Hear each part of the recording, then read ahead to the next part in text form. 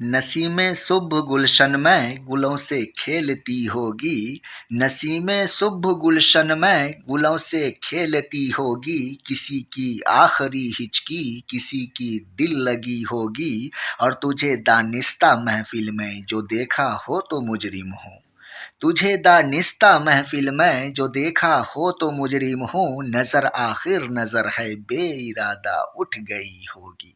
आदाब अर्ज़ है दोस्तों, कैसे हैं आप लोग? उम्मीद करता हूँ आप सारे दोस्त अच्छे होंगे, खुश होंगे। दोस्तों, जेएसएससी के लास्ट मीटिंग में हम लोगों ने डिस्कस किया था कि नॉर्मलाइजेशन का एक ऐसा फंडा है जिससे होता ये है कि उर्दू के सब्जेक्ट में कम मार्क्स आ जाते हैं कई बार नॉर्मलाइज्ड होने के बाद। तो आज मीटिंग थी और बहुत सारे लोग गए भी थे वहाँ पे जेएसएससी का ऑफिस।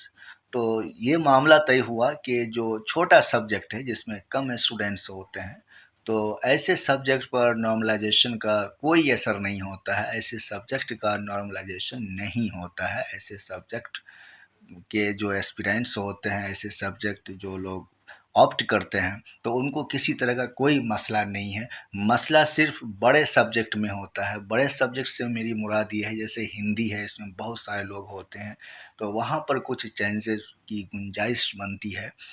और उर्दू जैसे छोटे सब्जेक्ट में कितने स्टूडेंट पार्टिसिपेट करेंगे बताएं? उर्दू ऑप्शन लेके कितने स्टूडेंट जाएंगे? 500, 1000, उससे ज़्यादा तो नहीं जाते होंगे। चलिए 2000 मान लेते हैं, उससे ज़्यादा स्टूडेंट उर्दू ऑप्शन लेकर वहाँ नहीं जाएंगे, नहीं बैठेंगे। तो ऐसे छोटे सब्जेक्ट पर नॉर्मलाइजेशन का कोई असर नहीं होता है। आप ये क्लिप देखिए।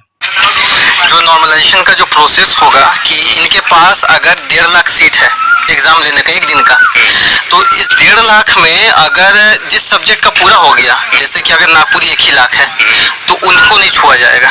अगर हिंदी एक से ज़्यादा शिफ्ट में होता है तो उसमें नॉर्मलाइजेशन होगा, और जो अगर सिंगल डे में हो जाता है तो उसमें कोई छेड़छाड़ नहीं किया जाएगा। ये प्रोग्राम है इनका, ठीक है।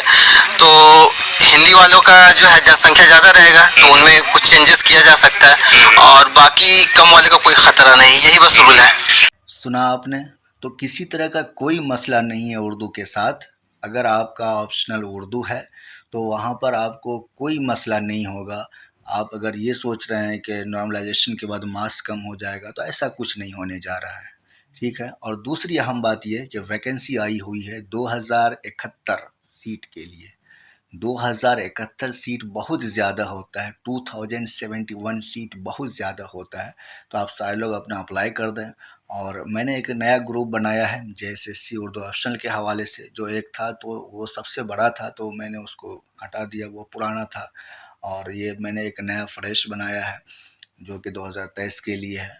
तो उस ग्रुप का आप ज्वाइन कर सकते हैं और उसमें क्विज चलाएंगे और नए सिरे से सारा कुछ होगा। तो लिंक डिस्क्रिप्शन में है, आप चाहें तो ज्वाइन कर सकते हैं। वहाँ पे मैं क्विज चलाऊँगा और सैटरडे को मीटिंग है। अभी जो आने वाला सैटरडे है तो उसमें मीटिंग है, और मीटिंग करके क्विज चलाने वाले लोगों का इंतखाब करेंगे और फिर बाज़ाब्ता पाबंदी से क्विज चलेगा और बहुत अच्छे से हम लोग तैयारी करेंगे और इम्तहान देंगे। तो यही एक वीडियो था दोस्तों, छोटा सा वीडियो था। तो आप सारे लोग चैनल को सब्सक्राइब करें। और सिलेबस के अकॉर्डिंग मैं वीडियो बनाना शुरू कर दिया हूँ, और एक एक करके सारे वीडियोस आएंगे जो भी हमारा सिलेबस है। तो सिलेबस पर भी मैंने वीडियो बना ही दिया है, अब सिलेबस के अकॉर्डिंग वीडियो बनाऊँगा। तो आप लोगों को परेशान होने की बिल्कुल भी ज़रूरत नहीं है। और चलिए मिलते हैं नए वीडियो में, और अपना बहुत सारा ख्याल रखिए दोस्तों। लाइक कमेंट्स भी कर दिया करिए। ओके, अल्लाह हाफिज़।